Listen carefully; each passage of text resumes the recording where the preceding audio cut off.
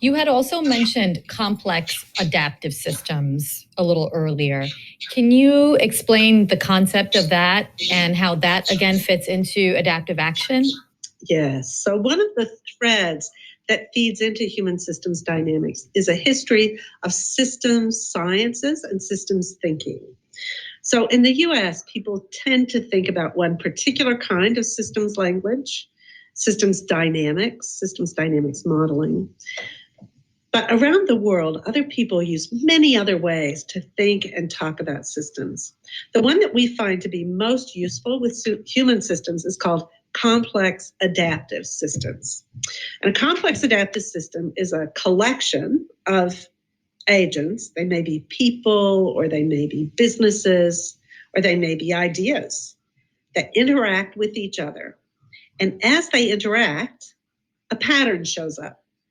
And once the pattern is there, it influences how the agents behave in the future.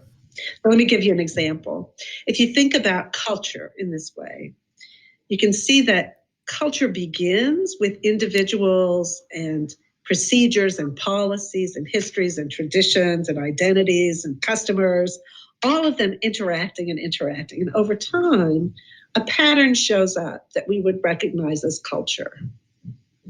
And once that institutional culture begins to form, it constrains how people are going to behave in the future. So when some new employee comes in, it doesn't take them long to fall into the patterns that are culture in a place, and then they reinforce that. If an employee comes who doesn't fit the culture, it's very hard for them to feel comfortable in the cycle of this complex adaptive process.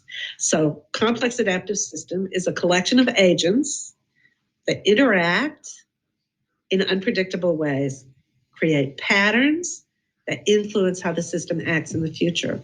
One of the most important things about complex adaptive systems in human systems is that they work at all the different levels where people interact.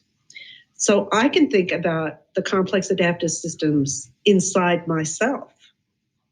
Physically, my cells act together to create organs, and my organs together to create systems, and the systems act together to create health. So at all those different scales, physically, we have complex adaptive systems. Then I can think of a relationship. My 32-year marriage was definitely an emergent pattern over interactions over time.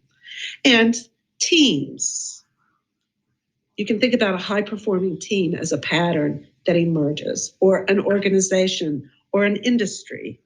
We do lots of work with national patterns of conflict or oppression, or the kinds of relationships the political structures take as emergent patterns from interactions of agents. So you can find one way to think about things that works across many different contexts and levels.